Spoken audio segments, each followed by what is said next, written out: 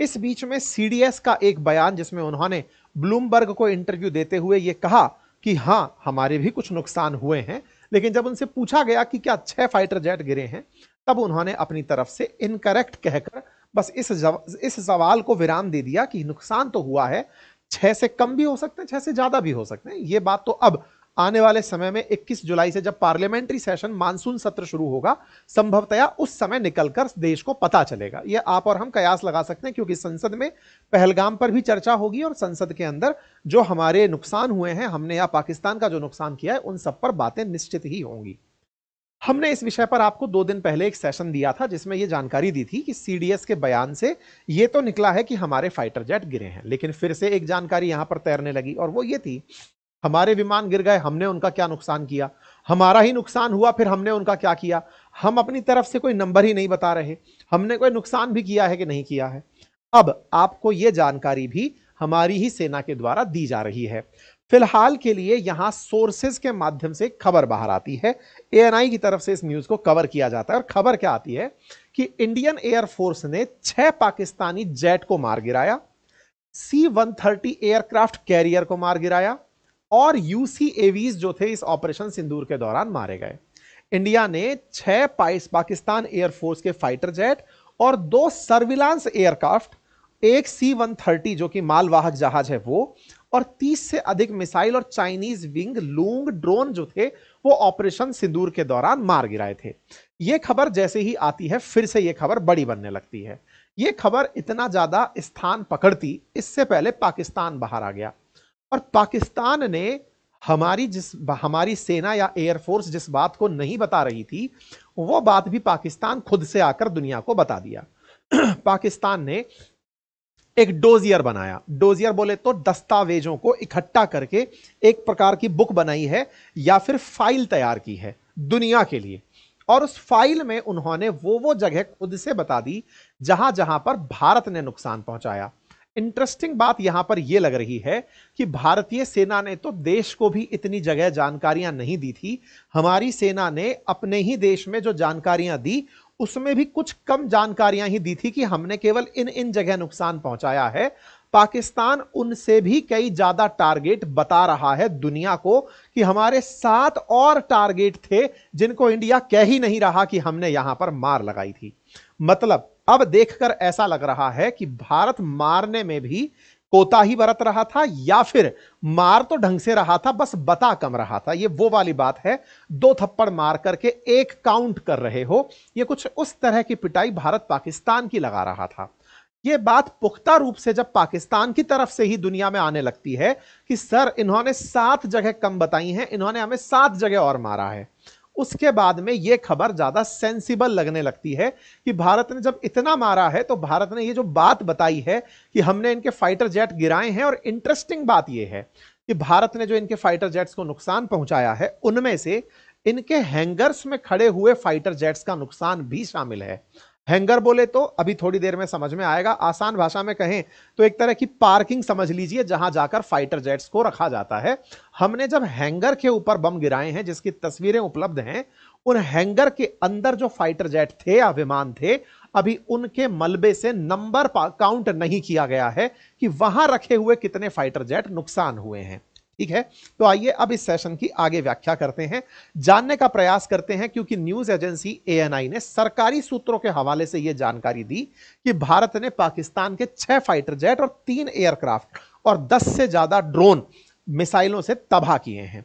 और इस पूरी तबाही के अंदर जो काम हुआ वो 6 से लेकर 10 तारीख के दौरान ही हुआ था और भारतीय वायुसेना के द्वारा इस तरह की प्रतिक्रिया दी गई। भारत ने कितना नुकसान किया इस बारे में भारतीय सेना की तरफ से 28 मई को एक बयान दिया गया और कहा गया कि हमने पाकिस्तान को इतना नुकसान पहुंचाया है कि उसे वापस रिवाइव करने में 5 साल लगेंगे। यह बयान बना कि हमने उनका नुकसान इतना किया है कि उन्हें वापस उठकर आने में 5 साल का समय लगेगा।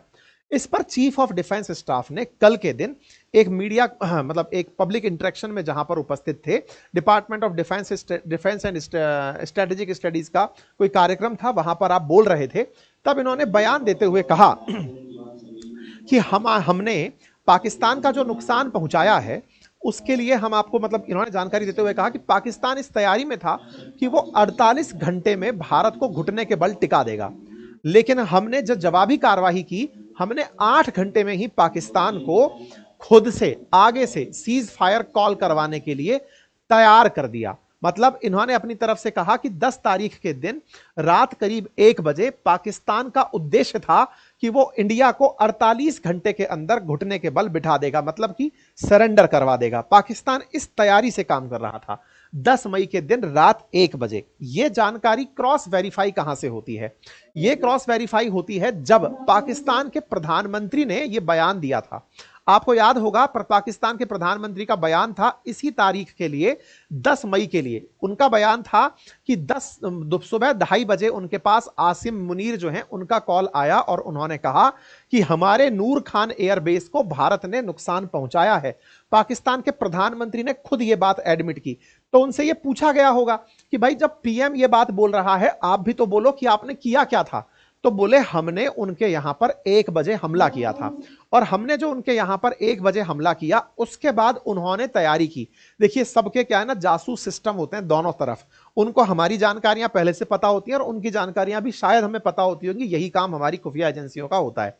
तभी इनके पास इस तरह के इनपुट्स थे कि 48 घंटे तक पाकिस्तान हम पर लगातार हमला करने वाला है। पाक पीएम ने खुद ने भी यह बात जब स्वीकारी थी तो उन्होंने यह कहा था कि हम पर हमला हुआ और मैंने आसिम मुनीर से कहा कि अब आप जो कॉल लेना चाहो ले लो। तो यह बात भारत की तरफ से मतलब इनको जब पता चली तो भारत की सेना ने उन पर कार्रवाई की, और जो कार्रवाई थी उसके बाद में हमने इनके बहुत सी जगह पर मार करना शुरू किया। खुद पाक पीएम बोलते हैं कि इन्होंने हम पर ब्रह्मोस चलाई और ब्रह्मोस चलाकर कई जगह टारगेट हमारे ऊपर किए। मतलब 10 तारीख के बाद या 10 तारीख की बिल्कुल जैसे 7 तारीख की सुबह हमने जो कार्रवाई की थी, ऐसे ही 10 तारीख की जो सुबह वाली रात थी, मतलब 9 तारीख की जो रात थी 1 बजे के बाद में 10 तारीख की भोर कहा जा सकता है, उस समय पर भारत ने जो हमले यहां पर किए वो हमले ज्यादा किए, काउंट कम किए। यह बात खुद पाकिस्तान ने अभी एक डोजियर तैयार करके दुनिया के सामने रखा है। पाकिस्तान ने एक दस्तावेजों का पूरा तरह से पुलिंदा बनाया है जिसमें उन्होंने कहा कि भारत की कार्रवाई में पाकिस्तान के 11 एयरबेस तबाह हो गए। अब एक बात कॉमन सेंस की है कि भारत अगर एयरबेस को तबाह कर रहा है तो इसका मतलब हवाई पट्टी पर तो गोली चलाने नहीं जा रहा होगा कि गए और हवाई पट्टी पर गोली चला आए कि देखो हमारा निशाना यहां तक भी लग रहा है। हम कोई गुलेल डंडी से तो खेल नहीं रहे थे, क्या कंचियां तो मार नहीं रहे थे कि लो मारा देखो तुम्हारा एयरबेस फोड़ दिया। नुकसान क्या पहुंचाया, तो नुकसान और क्यों पहुंचाया, ये दोनों बड़े सवाल हैं। अगर हमने 11 एयरबेस ठिकाने लगाए तो इसके पीछे का हमारा लॉजिक क्या था? लॉजिक था कि भारत अपने अगर विमानों का नुकसान देख चुका था तो उसका बदला लेना निश्चित था। भारत के अगर खुद के फाइटर जेट गिरे थे तो वो 100% इनसे बदला लेता। हमने ये जानकारी पब्लिक क्यों नहीं की? पब्लिक इसलिए नहीं की क्योंकि हम ये नहीं बताना चाहते थे कि हमारे कितने फाइटर जेट गिरे। लेकिन अब जब तुम ये बात पब्लिक कर ही चुके हो तो जान लो कि हमने इनके 11 एयरबेस तबाह किए, जो पाकिस्तान खुद बोल रहा है। उन्होंने बकायदा इस सैन्य ऑपरेशन का नाम बुनियान अल मरसूम दिया और उन्होंने कहा कि हमें भारी नुकसान उठाना पड़ा। इसके बावजूद पाकिस्तान ने अपने ऑफिशियल डोजियर के अंदर ये लिस्ट है वो जारी करते हुए दिखाया है कि किस तरह से हमारे किन किन क्षेत्रों पर हमले हुए। पाकिस्तान ने 11 एयरबेसेस और 9 टेरर कैंप का नुकसान शुरुआत में बताया था जो भारत की तरफ से था। अब भारत की तरफ से जो जानकारी दी गई थी उसके अलावा भी पाकिस्तान ने अपनी तरफ से डोजियर में जानकारी देना शुरू किया और कहा कि भारतीय अधिकारियों ने पहले तो खुद ही पहलगाम का हमला प्लान किया था। वो भारत का हमला था, भारत पर हुआ और उसका गुस्सा उन्होंने हम पर निकाला। हम तो तब भी कह रहे थे कि अंतरराष्ट्रीय स्तर पर इसकी जांच करा लो, किसी मध्यस्थ कंट्री को बुला लो, वो इस घटना की जांच कर लेगा और जिम्मेदार जो है उसकी जिम्मेदारी तय कर देगा। लेकिन भारत ने खुद से ही डिसीजन लेकर पाकिस्तान पर हमला कर दिया। भारत के जो हमले थे, ड्रोन अटैक 9 और 10 तारीख को इन इन स्थानों पर रहे। पाकिस्तान ने बकायदा इनकी पूरी लिस्ट जारी करी। यह पाकिस्तान द्वारा जारी किया गया मैप है जिसमें वो जम्मू कश्मीर वाले क्षेत्र को पूरी तरह सेपरेट दिखाता है। यह पाकिस्तान के डोजियर के अंदर का मैप है जिसमें उन्होंने इस तरह से जगह बताई कि ड्रोन अटैक तो यहां यहां हुए, मिसाइल अटैक जो हुए थे वो नूर खान एयरबेस, मुरीद एयरबेस और शौरकोट एयरबेस पर हुए थे। मिसाइल अटैक 9 और 10 की रात को। और इंडिया के जो ड्रोन अटैक थे, इंडियन ड्रोन अटैक 7 और 8 मई को थे, वो कुछ इन स्थानों पर दिखाई दिए गए। भारत ने जो ड्रोन अटैक किए, जो खुद भारत ने काउंट नहीं किए, वो यहां पर सर्कल्ड हैं। जिनको ये बोल रहे हैं कि सर इन्होंने यहां पर भी मारा था, मिसाइलें मारी थी और ड्रोन मारी थी, बता नहीं रहे हैं। वो कौन सी जगह थी? मुजफ्फराबाद, कोटली, सियालकोट, मुरीद के, अहमदपुर और शकारगढ़। बोले इन लोगों ने यहां यहां पर भी मारा था।